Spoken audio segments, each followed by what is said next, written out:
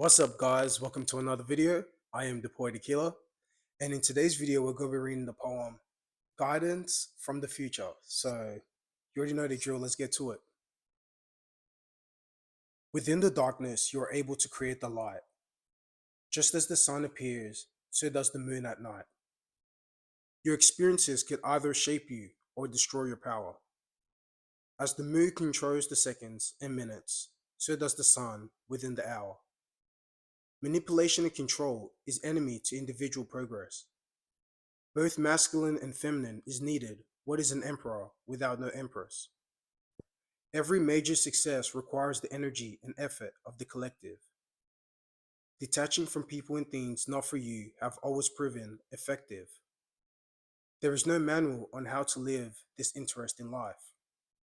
Never jump into situations without asking the questions why.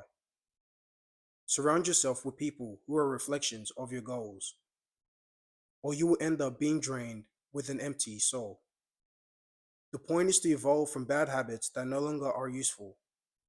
When you overcome your trials and tribulations, you are now a living miracle. Teamwork makes the dream work, so what are you waiting for? Always trust the process, because to reach the ceiling, you must leave the floor.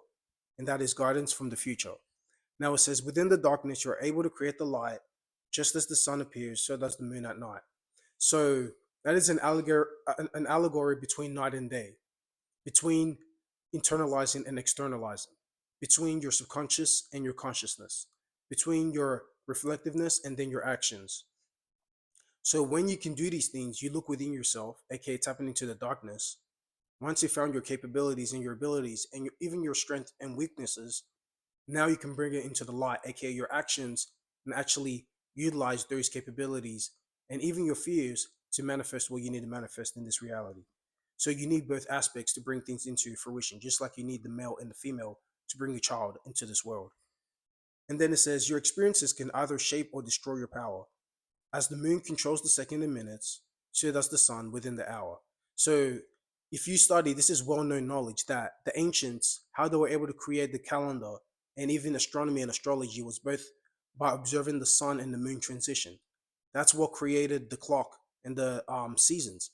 Because back then, when there was no technology and no clocks and watches for you to know the time, you had to do your harvesting and your growing of farms and fruits and crops based on the seasons. So you had to know when was the best time to put your seeds, when was the time to harvest, and when was the best time to um, watch out for the weather. You know what I mean? When it's going to be the right season to plant things, because some fruits and plants and seeds only grow at certain seasons.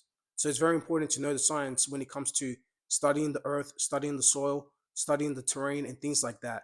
And that's how people were able to create agriculture and create land and civilizations and things like that. So, because I feel like because once people get lost into the modern world, they they have a lazy mind where they feel like everything has to be given to them. You know what I mean? So people think the clock was just created out of magic, out of thin air. So if you go to someone and you tell them, "Oh, it was actually created out of the sun and the moon transition," they look at you like you're some alien. But it's like, how else was the clock created? How else do you tell the time and season? You have to look outside. But if you don't go outside and you're just watching TV all the time, you won't understand these type of things. So it's very important to study ancient history yourself and also nature. It's very important to study nature because the more you study nature, the more you're studying yourself. And the more you study yourself, the more you're studying nature. It's just a reflection of you from both aspects. And then it says, manipulation and control is enemy to individual progress. Both masculine and feminine is needed. What is an emperor with no empress? So it's very important because sometimes people have the nature of trying to control something that they cannot control. It's like a nature. It's like you get an inclination whenever you see something chaotic, even if within your life or outside of you, you get this inclination, oh, I need to control it. It's chaotic. So you might have a chaotic life and you feel like you need to control it. Or you might feel like someone's chaotic and it's your duty to control that. But you have to realize if you were to control that, how does that benefit you in your life? And how does it benefit that person? Or how does it benefit that thing that you're doing? Now, if you're controlling something because it actually benefits the collective, then that's a good thing, right? So if you control, let's say, your anger because you don't want to go into a situation or in a room where you can make it destructive, that is a good control.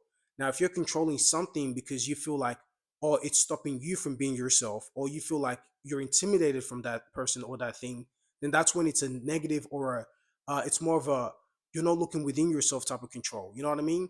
Because at the end of the day, we're all here to find what we need to control within ourselves. That's the most important thing. You should be controlling yourself, not controlling others. And the more you can control yourself, then people will be more inclined to want to work with you and actually be more of a collective thing where we can all come together. But if you do it the outside way, you try to control things outside of you, then the universe is just going to give you more resistance. So you have to learn and master the things that everything comes from within, and you have to work on things from within. And then it says, yeah, every major success, yeah, sorry, yeah, manipulation controls enemy to individual progress. Both masculine and feminine is needed. What is an emperor with no emperor? So everything is needed. Both aspects are needed. So the more you work on yourself, the more the outside work it's gonna actually work for you. You know what I mean? So that's how it works. So the more you're glowing and you're eating healthy and things like that, the more the outside world will attract more things to you. People will actually be more attracted to your glow. And the more you work on your mental health, the more people will be attracted to your mind. So these are things that you have to work on within yourself. And then that's what brings the attraction. But if you try to control something outside of you, it's only going to bring resistance. So it's very important to learn the science of the universe and the science of yourself and the science of God. And then it says, yeah, every major success requires the energy and effort of the collective. Detaching from people and things not for you have always proven effective. So it's all about the collective. It's all about teamwork, makes the dream work. You know what I'm saying? It's all about the subconscious mind coming together, creating something, and then bringing it out into the physical world as a singular thing. You know what I'm saying? And then it says, detaching from people and things not for you have always proven effective. So if it's not for you and you feel like the environment is not conducive to your energy and into your substance and your chemistry, then it's very important for you to detach from that environment and find somewhere that is more conducive for you to actually bring out your abilities and find the best version of yourself. Because that's very important. We all come here to find the best version of ourselves so that we can work on ourselves. And the more we work on ourselves, the more we can actually work together. And then it says, there is no manual on how to live this interesting life. Never jump into any situation without asking the questions why. So there is no manual. You know what I'm saying? Everyone has their own unique perspective on how to live life. Everyone has their own unique way of how to live life. So you just have to learn about yourself and then get your ideas from other people. And if those ideas can also help you, then that's very important for you to utilize those things and have an open mind. So it's very important to always have an open mind in all situations, in all topics, and in all experiences in your life, because you never know what can actually assist you and what can assist others. And then it says, never jump into any situation without asking the question why. So it's very important to ask questions, because when you ask questions, that's when you get the answers. And when you ask the questions within yourself is when you give yourself the answer. You know what I'm saying? Only you can find the answer that works for you. Everyone's answer is going to work for them. So it's very important not to adopt someone else's answer that might not work for you. And then it says, surround yourself with people who are reflections of your goals, or you will end up behind, drained with an empty soul. So yeah, it's very important that you put yourself first. Not in a, and when I say put yourself first, it doesn't mean that you have to be arrogant. It just means putting yourself first, where it's like, you know what you love about yourself and the things that you like to entertain.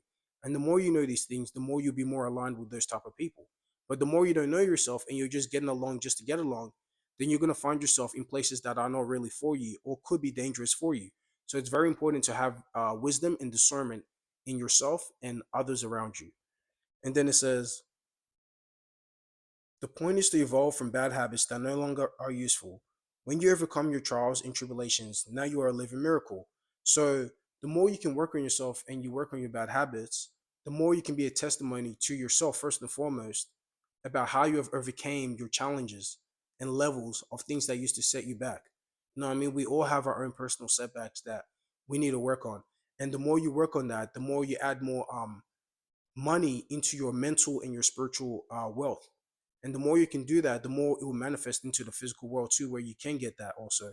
But you have to start first within yourself. And then it says, teamwork makes the dream work. So what are you waiting for? Always trust the process, because to reach the ceiling, you must leave the floor. So Even if you can't find people to work with, always find yourself and realize that you have a team in the spirit and in the mental world. You know what I'm saying? It might not be in the physical world, but that doesn't mean that you have to just feel like everything in this plane of existence is based on the physical. Remember, like I said, everything is both sided.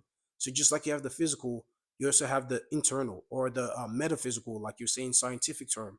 So you have to realize these things, that everything's intertwined.